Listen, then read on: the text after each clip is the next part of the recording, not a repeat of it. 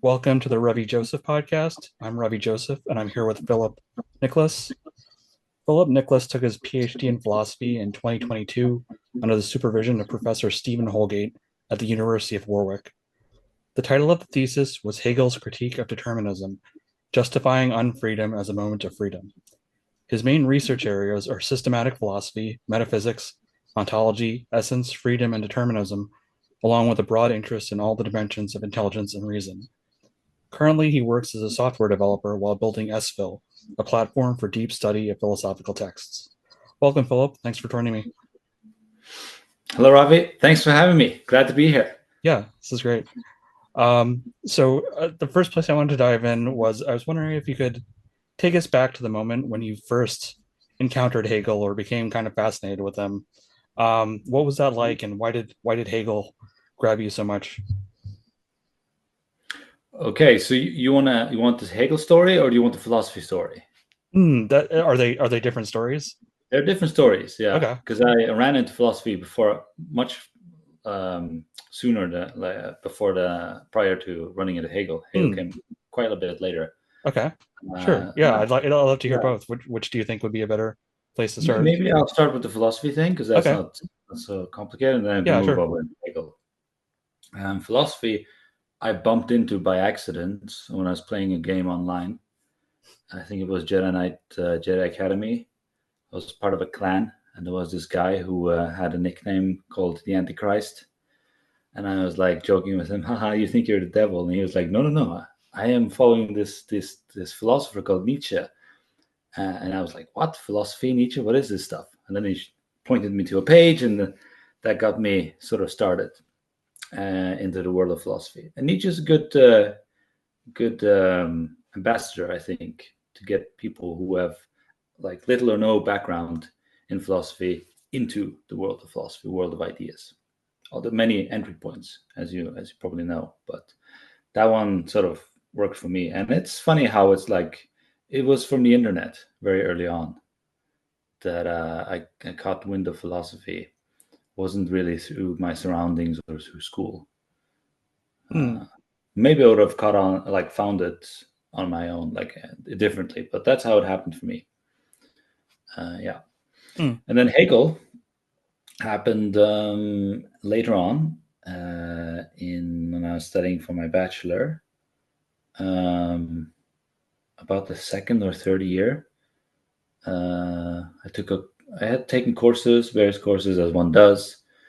Kant at that time really was like refreshing to me. I was like really, I thought Kant was like awesome and hard and brutal, but awesome. And then had a friend who was reading some Hegel. I think he was reading the Science of Logic, and he was like, "Man, you should check out this guy Hegel. He's got really interesting ideas, and he's really onto something." I didn't care much at that time. I was like, "Okay, just another philosopher. We have plenty of them right now."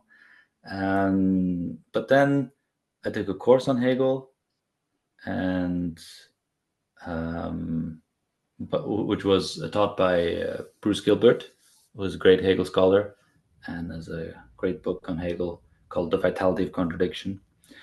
Um, even though I had taken the course and he is a great teacher, at the end of it, I still wasn't feeling Hegel very much. But it was when I was writing my final paper, that's when something started to kick in. When I started to get to work with grips with text and the contents on a deeper level. Because when you're taking lessons and so seminars and so on, right, you don't get all the information. You sort of need to process it. You sort of need to digest it, and that's the chance you get when you're writing term papers for a course. I forget how long it was, 3,000 words or something. Maybe it was 2,000. I don't remember. But anyway, it was, I think, on being and religion or something like that. And then that just got me thinking about Hegel, like more and more and more. I can't pinpoint any sort of specific passage or moment other than that. But then the interest sort of grew to the point where I did my bachelor thesis on Hegel and Spinoza. And that's when things really kicked off, because I was then going deeper into Hegel and reading commentaries. And yeah, so then that just sort of presented me with a choice, like a moment of decision, in the sense of like, this is powerful stuff. This is feel like this is really important. And I'm at the point where I have to go all in now or do something else. So at the end of my bachelor, I did this stuff on Hegel, and I had this sort of feeling that either this is going to go postdoc, like it's going to go like a postgrad with master's and PhD, or I'm just going to drop philosophy altogether. And I ended up going master's and PhD. Get to work with Stephen Houlgate. It further deepened my enthusiasm for Hegel and philosophy. So, yeah, you sort of get a sense that you've experienced something powerful, and you're sort of at the brink of something, and now you have to. You feel like you need to commit yourself to something, like to intensify your energy to the point where you need to be if you want to get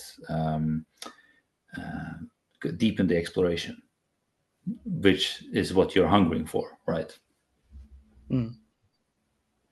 Yeah, I like the story about encountering Nietzsche in the gaming Discord, or however it was. It's kind of like the story of the mysterious man in the tavern, and he hands you a strange pamphlet, and then it kind of changes your worldview. Yeah, I appreciate the story about encountering Hegel in your bachelor's studies as well. From the way you were describing it, I was wondering if it did it feel like Hegel answered like a personal like personal questing for you, or was it like the world historical import of the ideas? Because when I encounter philosophy, sometimes it's about like I have like a personal question, but sometimes it's like, oh, these are really important ideas happening out in the world. So I was wondering if either of those ways of viewing the stimulation you were getting from it, if either of those seem relevant to you, or if that's a useful distinction for you. Yeah. I think maybe early on it was more of a sort of what can philosophy do for me kind of thing. But more and more it's transitioned into this sense that it's what I can do for philosophy, which necessarily must include me in some sense, right? Because I'm the thinker, the practitioner, the one doing this sort of activity. But now I'm rarely focused on what I need and what I desire in terms of what philosophy can do for me, because I find it just so much more powerful, and my own needs just kind of get eclipsed by philosophy, because you get to observe or be in the presence of these powerful ideas that are sort of running through our lives and through history, and you get to participate in this investigation and discussion that thousands of other people have had, that are speaking with each other across time and space. And here you are, and you get to also plug into that. You get to connect into this network that's been going on for as long as we've had texts and or sort of any kind of means of storing the information, right? So I just find that it's just much more, it's more of like a science, right? You're doing it to figure out the content, the subject matter itself on its own, because that in and of itself has merit. But additionally, I also find it comes with its own power, which you just kind of get for free by doing the work and doing the activity. So I think that there are like these ideas that philosophy is a kind of therapy, or like philosophy should be a kind of a thing for life. More and more, I just find that's just rubbish. Just it's all about concepts and ideas, right? And philosophy requires everything. It will demand everything, and it won't give anything back, because all you get is access to this club, this realm of ideas, and you get to think it, and that in and of itself, that's the end. That's all. That's has its own power and beauty, and we're figuring out what all of this is about, right? Yeah, that's really great. I love the idea of these like deep ideas running through history and getting to participate in them.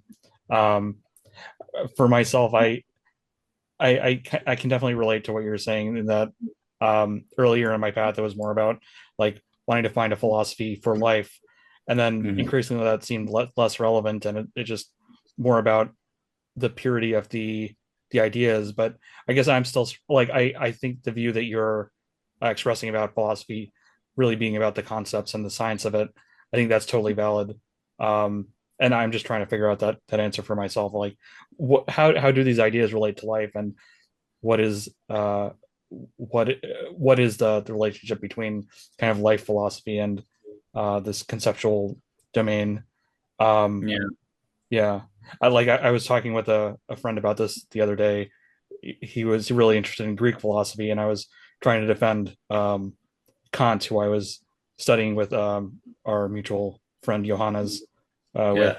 and just explaining, yeah, Kant doesn't really tell you, how to find fulfillment in your job in a day-to-day way, but he underpins all these great ideas about, the secularity of society versus the moral domain, or these ideas of freedom that have really deeply influenced the way we think about how the possibilities of life itself. And so yeah, I definitely have a lot of sympathy for the view you're expressing. Yeah. Maybe Kant doesn't give you answers to how to find fulfillment in the job or the workspace, because maybe he doesn't think you can. Maybe your need for fulfillment in that domain is going to be eclipsed by actual better sources of fulfillment. Starting projects in your own time, starting a family, traveling, whatever. Right? There are lots of different ways one can go about doing it, and of course, yeah, sure, workspace too. But then, what kind of work is it going to be like?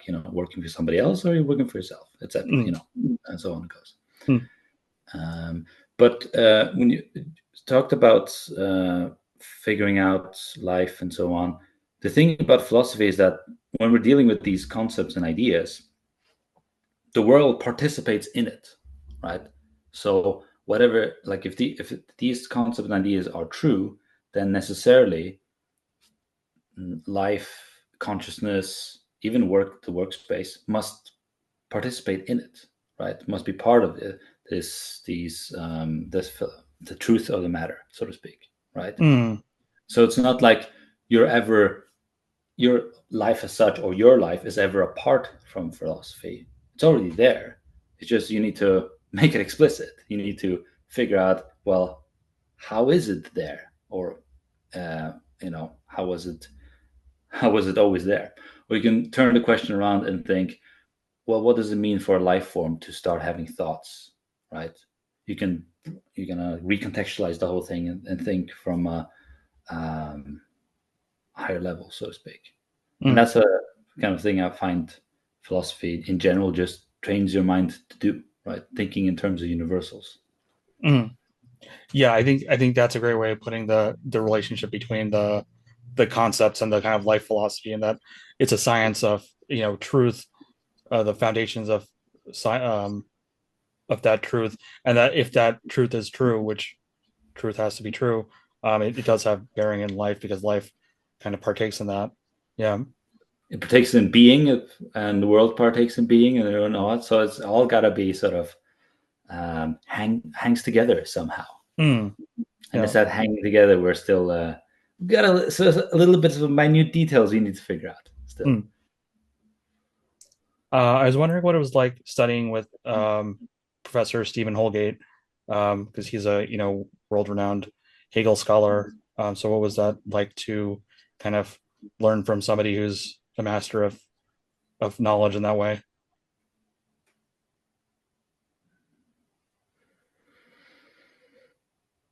Well, just a pleasure and an honor, Mm, a privilege. We're lucky to even to have him to be in the same sort of lifetime as him, but also to have the chance to just go to him and be at the same university and study with him. Like, these structures exist in our society that this is possible. Yeah, it was I had a great time with mm, Professor Houlgate. Uh, the way it works is that we would often submit very lengthy chapters because we're all reading German idealism, and it's all like super heavy dense, and we end up writing super heavy dense long-winded stuff. And so he has to teach us that your job is to sort of make this stuff more user-friendly and accessible, right? Not to emulate that exactly. So it would take some time before Stephen got back to us with his feedback. But when he did, he was meticulous. Like, he would go through it line by line and slaughter you several times a page. It was hard, but it was good. It's like kind of rigorous training. It's like a mental gym, right? Your mm, mind gets molded. You gain sort of muscles and endurance and stamina and strength.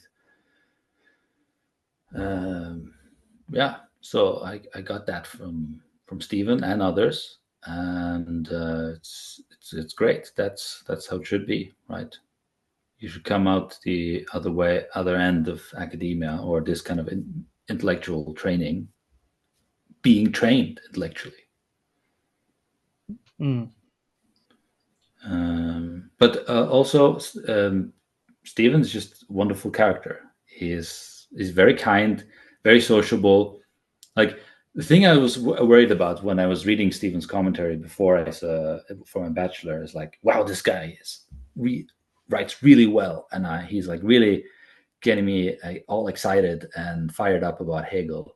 And then I have to go, to study with him. But then I worry, well, if he's such a good writer and a commentator and a scholar of Hegel, he must be an asshole in real life.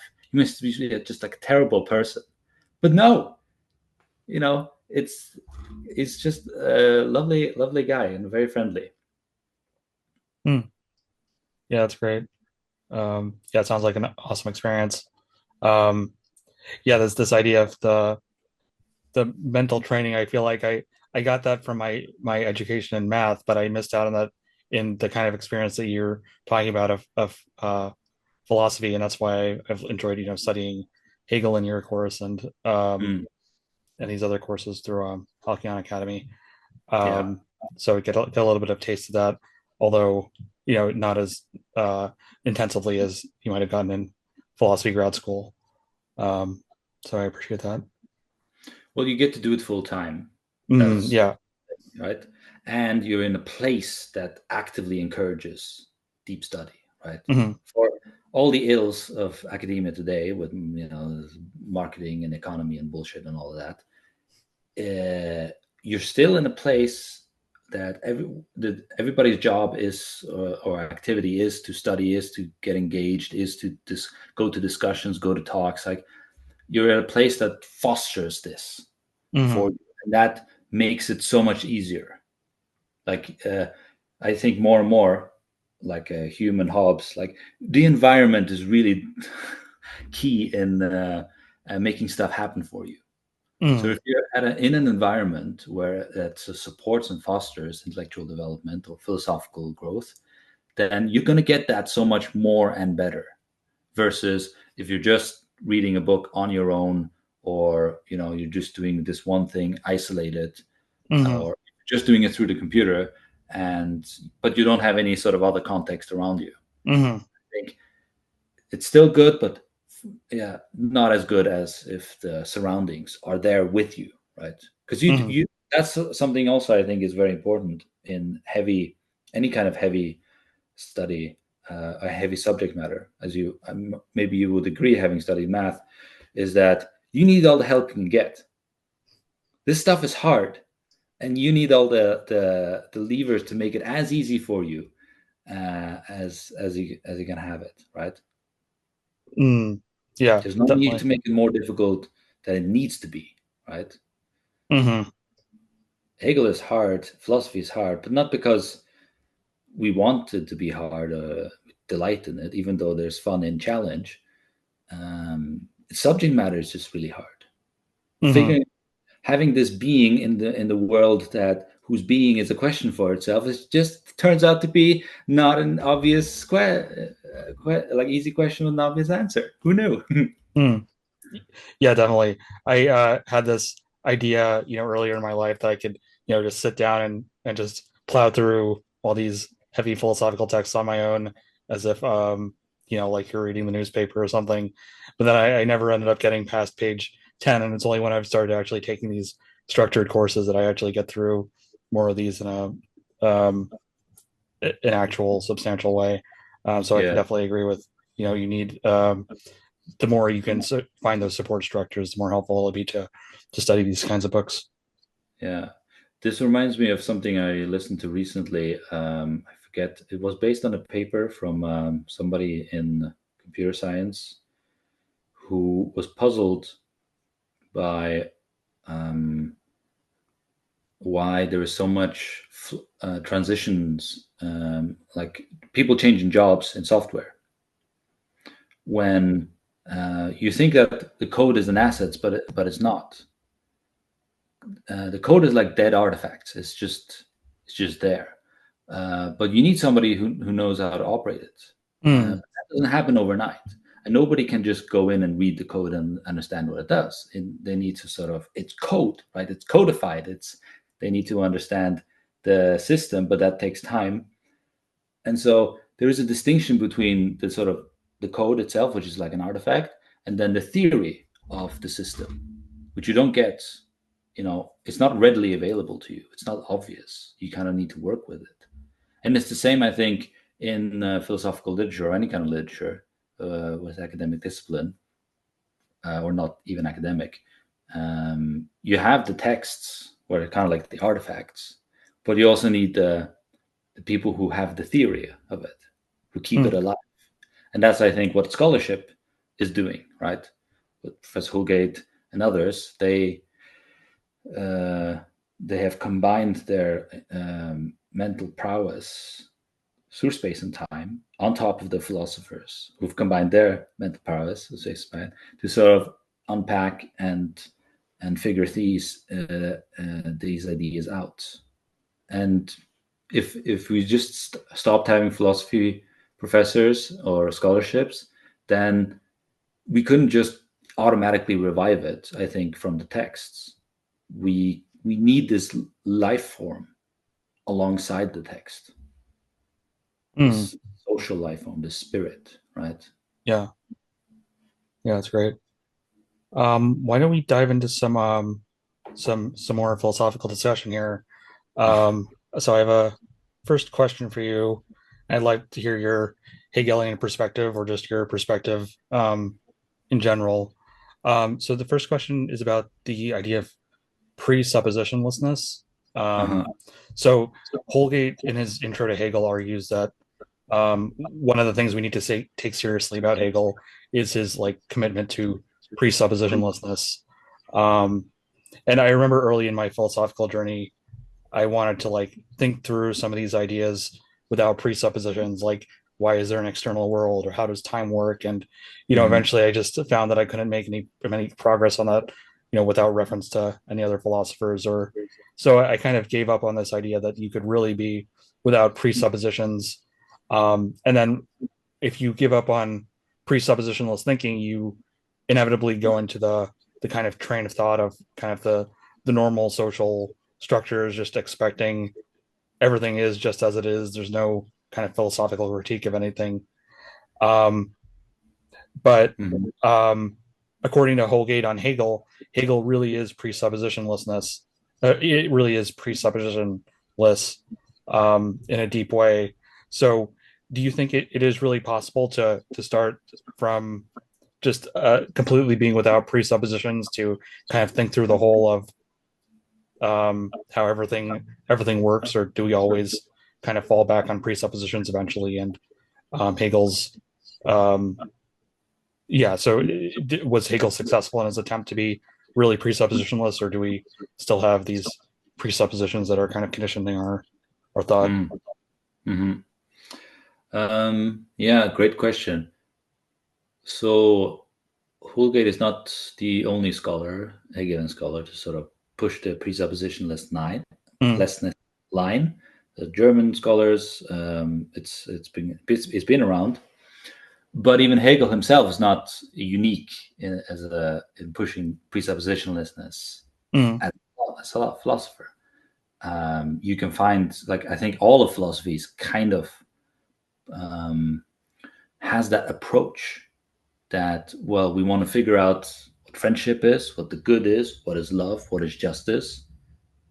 Well, we intuitively get a sense that, well, we shouldn't bring in uh, you know uh, the plummeting system when we're talking about friendship, or we shouldn't talk about disco when we're talking about justice, right? They seem like we not relevant on the face of it, right? So we kind of naturally weed out things that aren't relevant to so the sort of concept idea that we're dealing with. Philosophy just takes up this not to 11, right? And it's like, well, if we really focus in on something more precisely and then think, well, does it really connect to these other things the way we think we thought it would connect, right? So we have relationships of mm, like thinking here, maybe like, what is a state, right? Does the state need to have families? Is that a necessary element of the state? We have state around, everybody's living in states. States are organized bodies of so and so. Is there a kind of necessary link between having a family and living in a state? What's going on there, right? Or does it just happen to be that the two things always are together, right? So all of philosophy, I think, is trying to become more and more presuppositionless with regards to analyzing and thinking about concepts. Hegel kind of just is another development on that evolution. And Hegel himself also said, like, man, what I've written here in the Science of Logic could have been written again and rewritten again and again and again, right? And he kind of did rewrite it, right? He had the encyclopedia, which had multiple versions, which got expanded, more detailed, and then he sort of rewrote the doctrine of being for the Science of Logic before he passed away, right? So, and he had plans to revise the rest of the book. So the spirit of revision is there, and it's there because the practice isn't perfect the first time you do it, and still, but he still maintains that the method or the approach has merit, um, on account that you weed out a lot of problem incoherencies and issues if you don't do it. So it's a kind of reductio ad absurdum. So one of the key things that Hegel deals with, and many other philosophers do, is like the nature of determinacy. How does something exist? Why? Like, what is a thing? How does it come to be? How is something defined? Um, and and Hegel thought that, well, figuring these kinds of questions out, we can't sort of assume something, some idea or some concept, because then on the level of determinacy, because then we're starting with something determinate. And the whole point is to figure out the nature of determinacy. So you're forced, if you ask the question of the nature of determinacy, to suspend what you think you know about determinacy and try to think, well, what does determinacy itself derive from, or how does it come about, right? That kind of gets you into the vibe of presuppositionlessness, because you have to suspend what you think you know about things. That doesn't mean that they're just like they stop existing, or we pretend that they don't exist. So Hegel admits that we need language, we need to not be in a war, and a bunch of other things in order to do philosophy, and that seems like a precondition to do presuppositionalist thinking. So how doesn't that sort of negate presuppositionalist thinking? And Hegel doesn't think it does, because he thinks that those things might all be implied in the activity we're doing.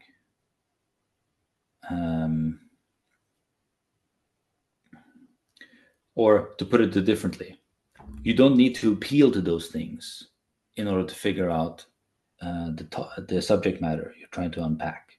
So let's say we're dealing with the nature of determinacy.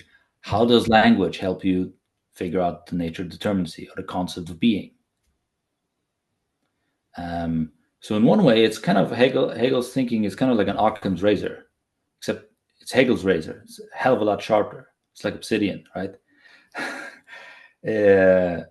Let's just not appeal to a bunch of things that are not needed in order for us to get a minimal sense of the concept that we're trying to understand and examine.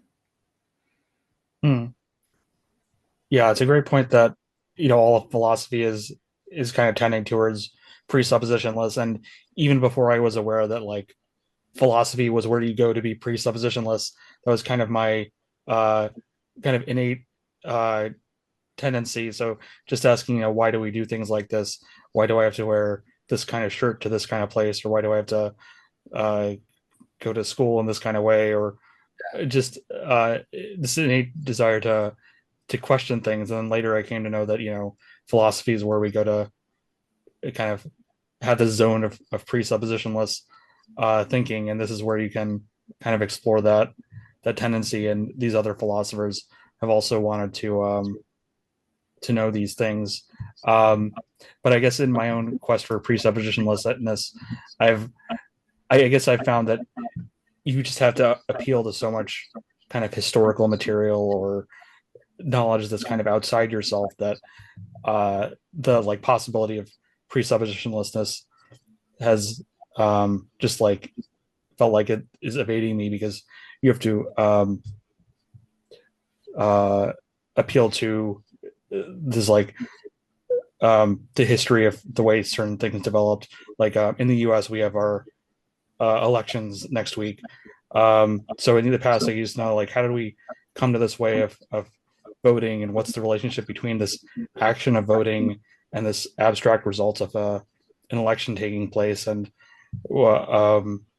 then eventually you come to see that democracy has evolved in this way because of specific historical reasons, and there's a justification for these structures, but you can never know fully that there is this kind of chain of causality between your action and the final result. So yeah, none of this is to say that presuppositionlessness is not wanted, but this is just kind of my challenge with presuppositionlessness as a philosopher, because I find I have to depend on too many things. I can't be kind of fully self-sufficient as I want to be with it. But this might still be, like, I think with the idea of I haven't read The Science of Logic yet myself. I'd like to at some point, but I can see how in logic it's possible that we figured out how to be presuppositionless. Sorry, I keep getting that tongue tied with logic. But the question is whether we can get to that state with all these other aspects of life, that where there's still these dependencies on other chains of knowledge, or other social processes? Well, for one thing, I don't think we need to in other domains because there are domains. They have kind of their own logic. Like when you speak of elections, that's very that's concrete, lived thing, right? And if you look at something historically, you're already abstracting from its concrete lived condition because a concrete lived condition has a bunch of stuff happening, right? History is just one way of looking at it. You could look at it, according to political theory, or according to sociology, or according to anthropology. You will get different answers, right, based on the same sort of lived situation. I don't think the need for presuppositionlessness is as important in content in other disciplines other than philosophy, because philosophy is the one that's kind of like engaged with figuring out our sort of the concepts themselves, like the sort of universals in terms of like the world, being, essence, ideas. Philosophy is discipline that tackles those things, but it won't tell you how many species of parrots there are, atoms in a particular chamber, or how bosons behave, and so on and so forth, right? You need other disciplines for that, but they have to be presuppose something. What they presuppose is namely the object of their study. Philosophy doesn't have an object of study, at least not obvious one, in the same way as natural science often gets. Yeah, that's great. You can't point to something in philosophy. You thought, where is the thought, Ravi? Can you point it out to me? Where's the concept hiding? So immediately, the subject matter of philosophy, or its object, it's not obvious. So philosophy is already just stumbling from the start, right? Yeah. So that's one thing. Another thing, as I said, it's got the presuppositionlessness because it's dealing with these fundamental ontological categories, right? It's dealing with metaphysics. So the scope of the contents of philosophy is universal. There's no place where the stuff of philosophy begins and ends, at least in terms of world and nature. So, right, it's not like, oh, we can point out being there, but over here we have a bit of nothing, right? No, we just have concepts of being and nothing, and freedom, and state, pleasure, and so forth, right? Well, we are using these concepts actively in our day-to-day lives, and so what's happening when we're using these concepts? What's being what kind of being takes is being unpacked or unfolded when we're in those situations. There was one more thing I wanted to mention. Oh yes, when we start out doing presuppositional thinking, as Hegel claims we get to do, and this are the science logic, we don't know why we're doing it or how we can do it. Because if we did, then we would be at the end of our investigation, but we're just at the beginning. So Hegel sort of recognizes that and says, well, the beginning in philosophy is kind of arbitrary. And all you have is this resolve or commitment or drive to push on to, well, I am thinking, what does that mean? What's happening in that thought, right? That's all you got to go on. And Hegel honestly can't give you more guarantees.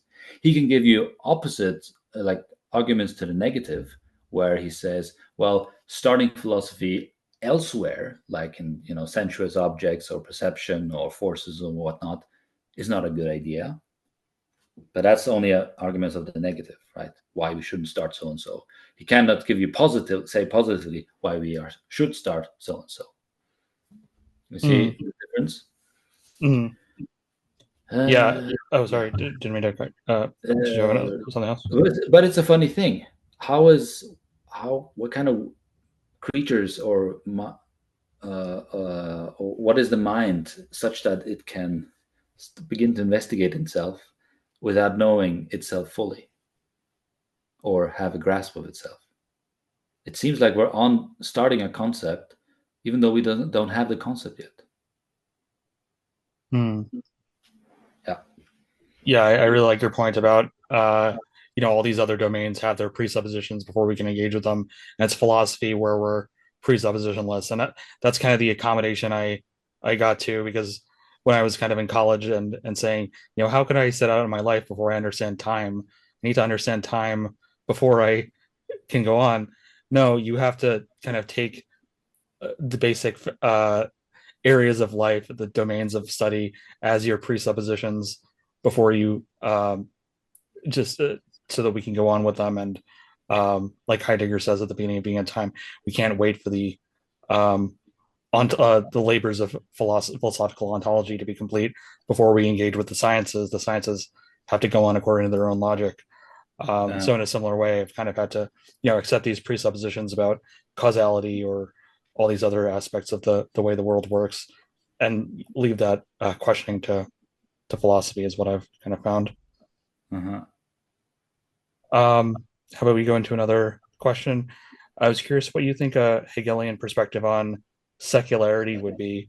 So for Hegel, religion was kind of a deep expression of a culture, and one reading of Hegel could be seen as the attempt to reconcile a certain form of Christianity with reason.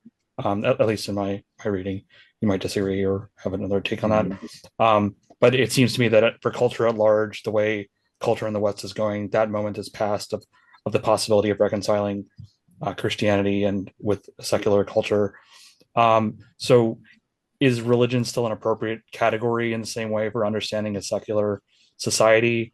Or is the religion of secular society something else? Like, is liberalism our religion? Or what's the best way of understanding cultural expression if religion is no longer a relevant category or as relevant as it was in Hegel's time? Mm-hmm. Yeah, good question. So just to give a bit of foregrounding the issue a bit. So religion for Hegel isn't meant to be something that does the work of politics or does the work of society or ethics, and also not the other way around, that ethics does the work of, or politics does the work of religion. Hegel thinks that religion is something distinctive about the way the mind, about how the way human beings work, and like consciousness, human, like self-consciousness also is. So it's more like a mode of knowledge, mode of knowing the world in a certain way, but that it doesn't give you, it doesn't, even though you will have these kind of connections between politics and ethics and religion, and Hegel critiques precisely those things, but it's kind of its own sphere, and it won't give you what you seek for in ethics or in politics, and vice versa, or even in aesthetics, right? However, your question was more about the place of religion in modern society, especially like secularized society. Well, how like, if religion is the purest expression of culture in religious societies, um, how do we understand secular societies? What's their kind of purest expression? Is it like a religious substitute like liberalism, or is there another kind of purest way the culture manifests? That might be another way to put my question. What's Okay. How do we get to the essence of a culture? Yeah, If not yeah. through religion? There are many sort of deranged forms of religion, but if the content is not in and of itself religious or of religion, Hegel wouldn't consider it a proper religion. It would just be a deformity of it, right? If you put some political ideology, or political tenet, or political theory, and put that in the form of religion, Hegel would say that's it's a category mismatch. Because the things about religion is that you sort of universality is much more present and put into focus, whereas in politics and even society, it's a much more mundane thing. It's much more like here and now. The scope isn't boundless as it is in religion. If that makes sense. So the scope of the secular conception of life is no longer boundless as in the religious conception. Well, it's not that it's no longer, it never can be. Mm-hmm. Like it can try to be, and there are many attempts to do so, to sort of valorize the state as a kind of God thing, as many we see in history. It can kind of possess someone. It can like give them great power and enthusiasm. But Hegel doesn't think that it's religious. Like it has kind of content that can match religion. So, but then the question is, what is religion? So would you say then that secular society is always kind of a degenerate form of culture necessarily? Because that seems like a very strong claim. But yeah, without the boundless capacity of religion. So if culture needs religion to find its fullest expression and secular society doesn't have a religion, then is that like an inherent limit on the possibilities of a culture? And it's kind of, it's weird to talk about the spirit of a secular culture, but still there is some, I guess, I wonder if Hegel would still see secular culture as still having a spirit in some form. Yeah, I think I'm now getting more sense of your question. Yeah, I wouldn't say that for Hegel, religion is the highest expression of a culture. It's a expression of a culture, and it's very important. But he thinks it's a very important one, and one that is necessary. A culture can have many expressions: aesthetic, political, and so forth, right? Ethical.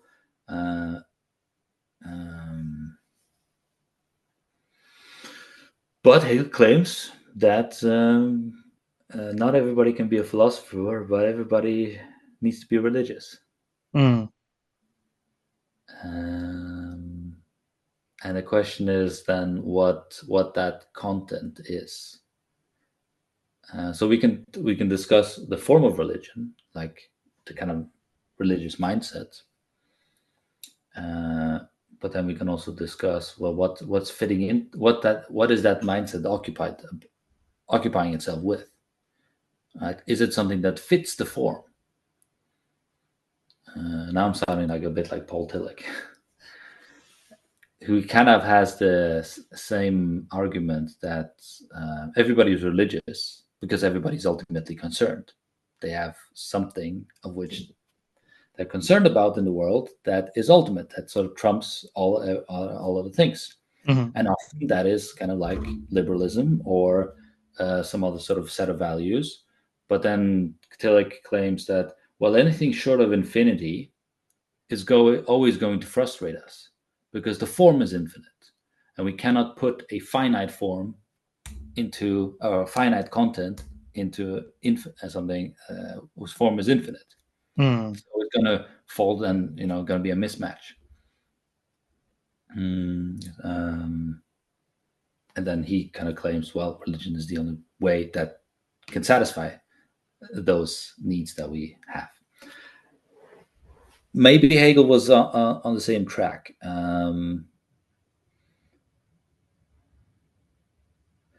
Yeah, but I'm unsure. There might be a religious form in secularism. That could be one option. Or it's just that secularism is missing out on an aspect of culture. Hegel's claim was that religion is necessary.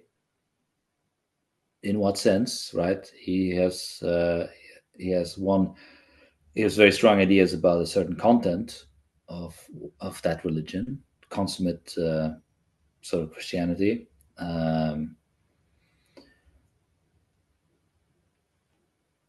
But I'm honestly not sure. Haven't dug well enough into this topic to say. What do you think, Ravi? Yeah. That's something I've been thinking about. I initially tended towards the position that, secularity is a kind of limited form of culture that can never achieve the same potential as a religious society. But more recently, I've been coming around to the idea that like the um, the forms and structures of secular society still do provide the same scope, not the exact same scope, but a scope for the values that need to be developed by the time spirit at the current juncture. Um, Mm-hmm.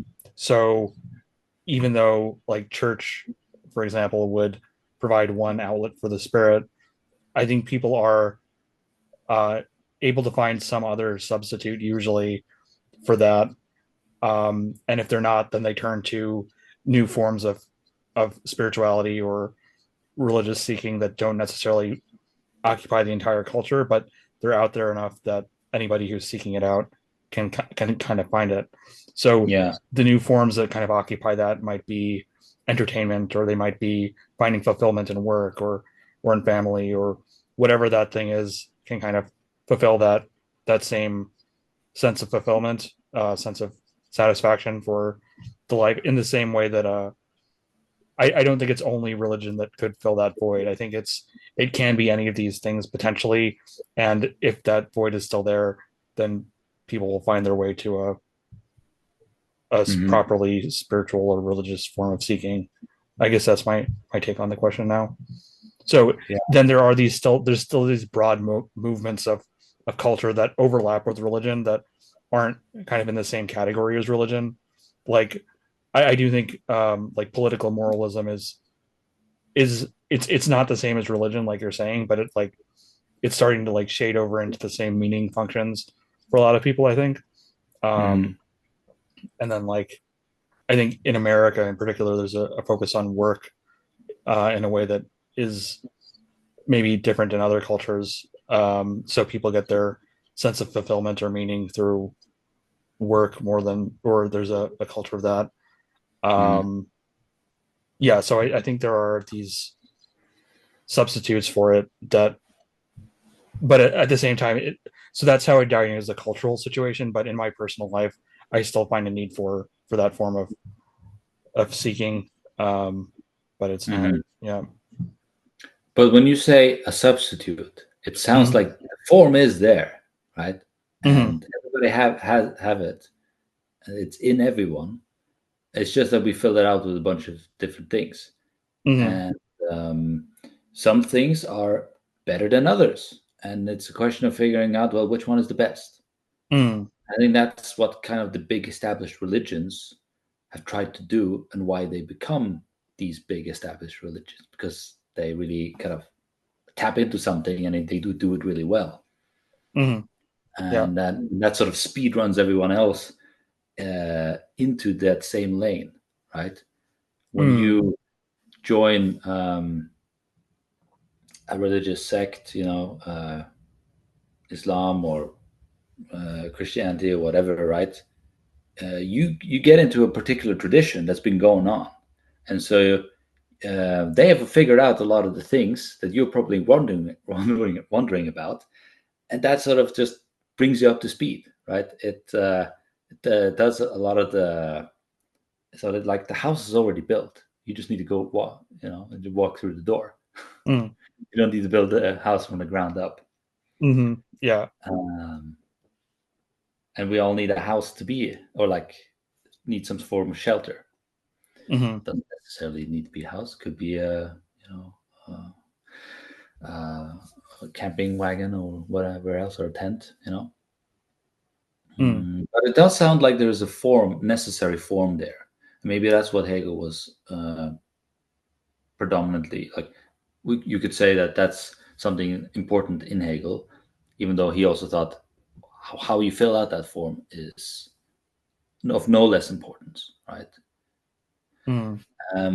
One more thought to this.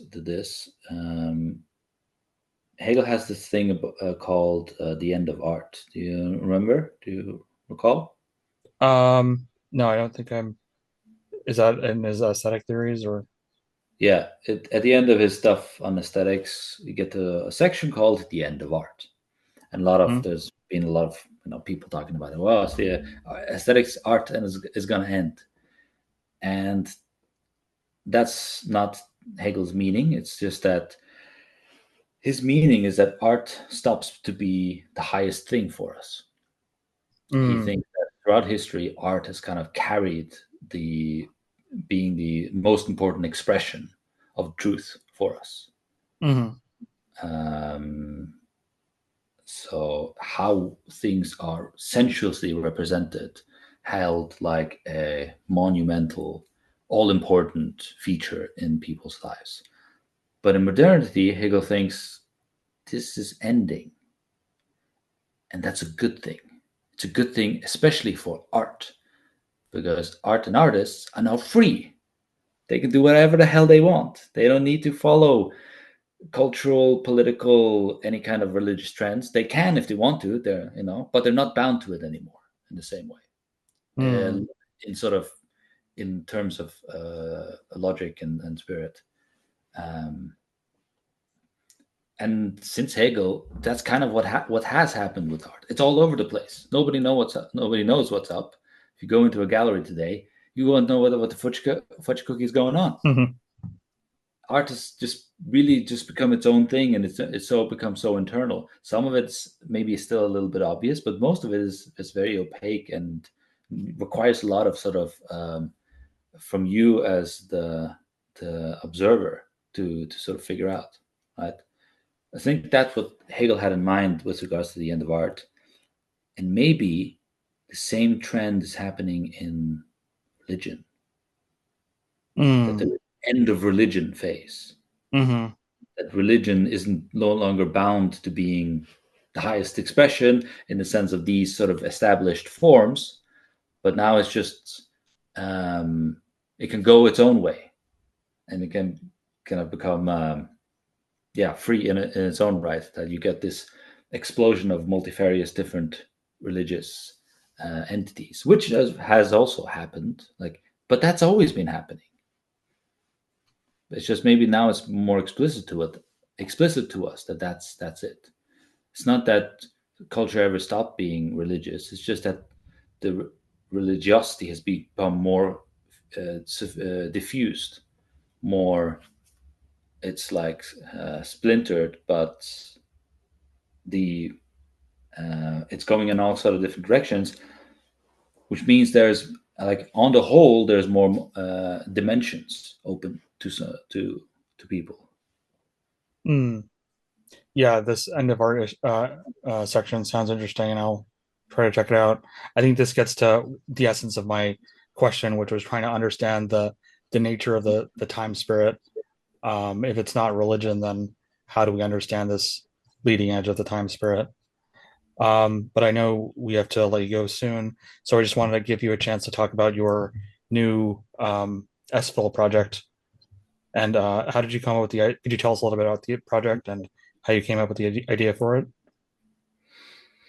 Yeah, well, the idea sort of came to me as I was working through these philosophers, because they're Hmm. all like trying to be systematic. They're all trying to connect various different concepts and ideas throughout history and in their present time and context.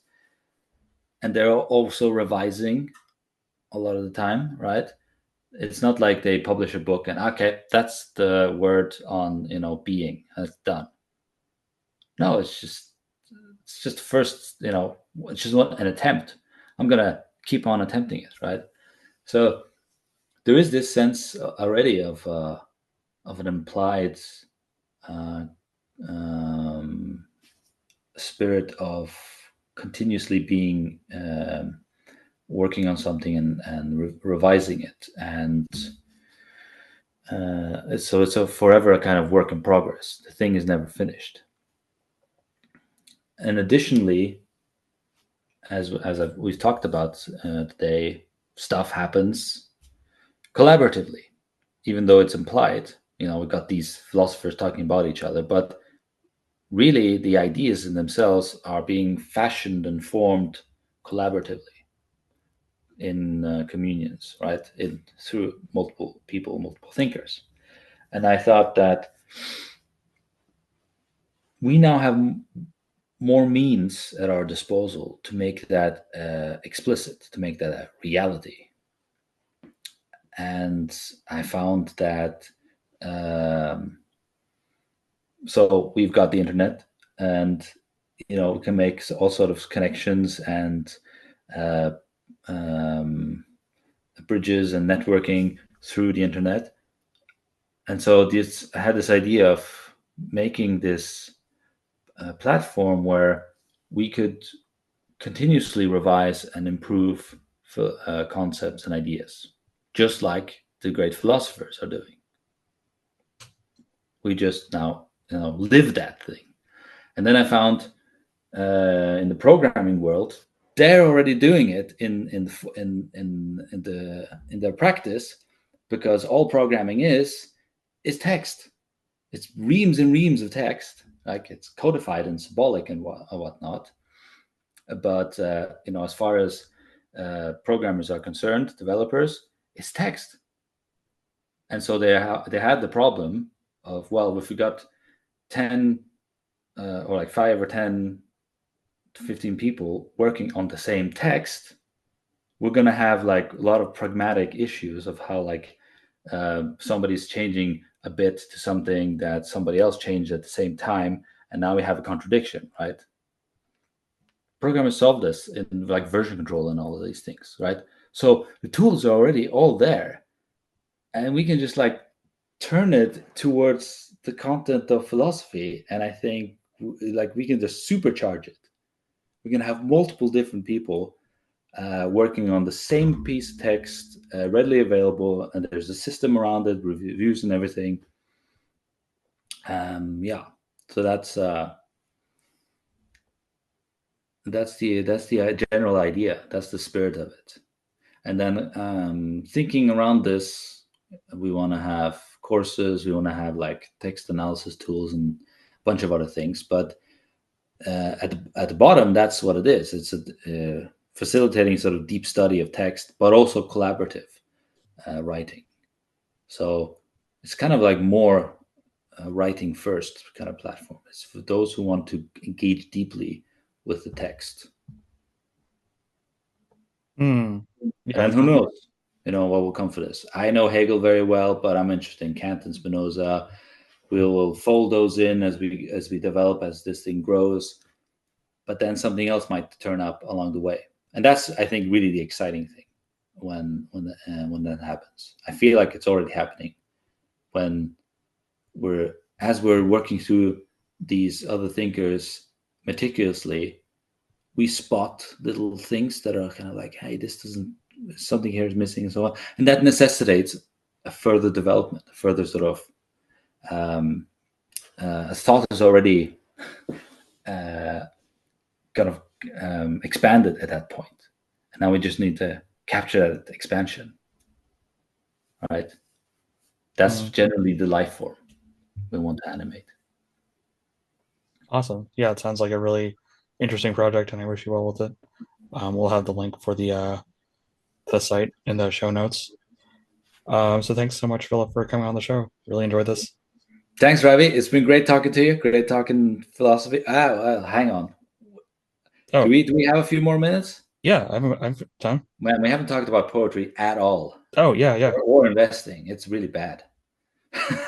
Yeah. Just like, once you open the Pandora's box of philosophy, just that's all it goes. It's just like overbearing. Just yeah. Yeah, no, I've got time. If you want to keep going, yeah. Of my life, and something completely different. Do you have any quick questions with regards to poetry? Yeah, tell me who were some of your favorite poets, who were you influenced by, and how did you get into reading poetry? My sort of poetic god would be William Blake. Hmm. Yeah, Rilke is also very good, very nice. Dante, yeah, a couple of Norwegian poets. There's a lot of them out there, but Blake is like kind of my go-to number one. Hmm. Did you get Guy. into poetry at the same time period that you were getting into philosophy, or was it a kind of different trajectory in your growth? Sort of a little bit of a different trajectory. They sort of crisscrossed differently, but I'm trying to remember.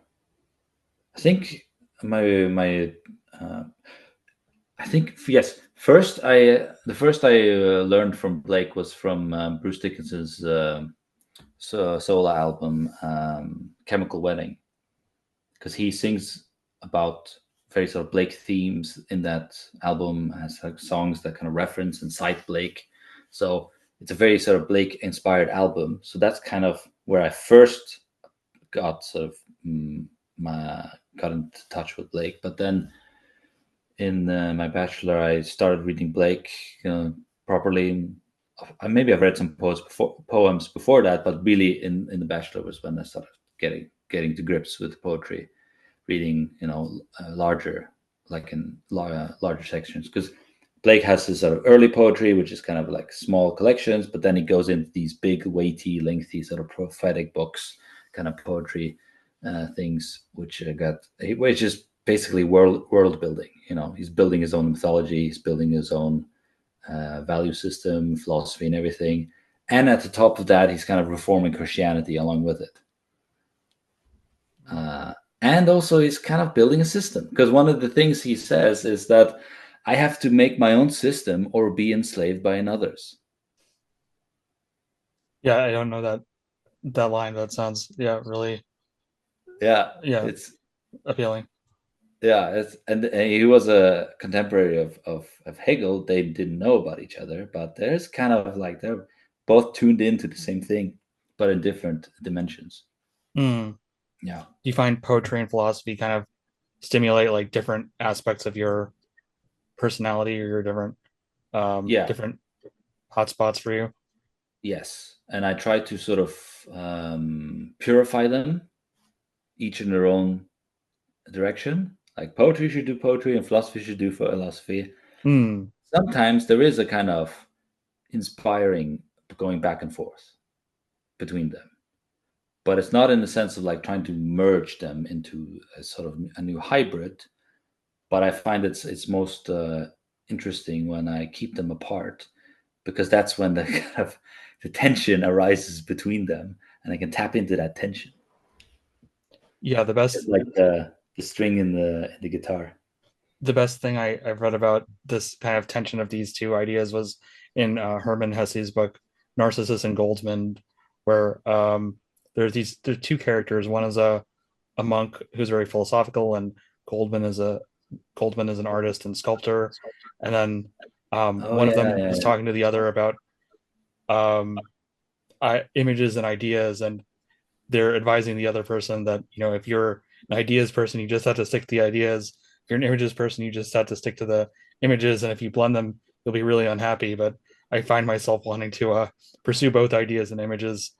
Um, so it's the kind of same kind of energy I get from what you're saying. But Yeah. you need to keep them separate because they have their own logic, like you're saying. Exactly. They have their own logic, and that's the thing that Hegel and philosophy find to teach really well, is that things have their own logic. Don't try to put philosophy into poetry, Mm, or philosophy into ethics, or philosophy into science. They have their own domains, and vice versa. You don't try to put science into philosophy, or religion into philosophy, right? mm, Um, that's kind of like what's fascinating, that these things kind of inaugurate their own domains and their own fields and their own dimensions and their own logics, but it's still a logic, right? mm, What's that? What's going on there? mhm. They have that we're using a common denominator, so they must hang together, and yet they must not hang together because they're precisely their own thing. They're individual. There was another thing I wanted to add. Yes, Narcissus and Goldmund. That is a fantastic book. I really enjoy it. I think I've read it multiple times. I need to reread it again soon. I find that it's right that these two need to be apart, but they also friends. They're deep friends. These two guys, even though they go apart in their lives and focus in on doing their specific logic, they do come together, and the bond of friendship they had never sort of is broken, right? And I find it just fascinating to think about different ways that maybe we can see how this book can represent as an analogy for consciousness itself, or the mind. The mind needs a sensuous aspect, but the mind has an also purely intellectual aspect, right? And the two need each other, as you need two friends need each other, but they aren't supposed to do each other's thing. Yeah. So I find sorry, go on. Do you have a moment to talk about investing, or do you want to get going? Very quickly, maybe. Yeah, sure. I was curious about how you see the philosophical dimension of investing, like how it makes you project things about the world, or understand the world, and make predictions about the nature of how certain potentials will play out. It seems like a kind of philosophical activity, but I don't know if you conceive of it that way. That investing is a philosophical activity.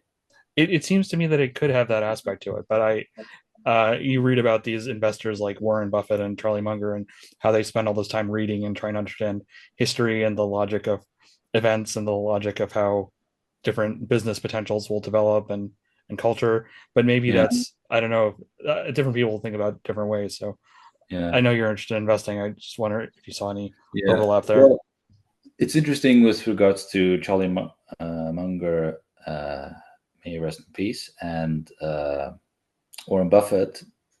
They're both like pro-rationality. And they think that the market is better off if everybody's rational.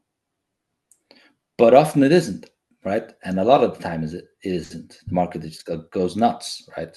Goes either overvalues, crashes, undervalues, right?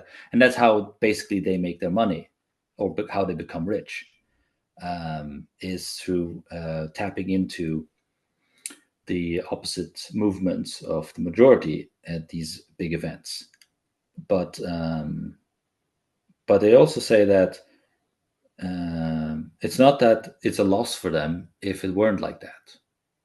They would still be happy and making money if everybody was rational, and if everybody was kind of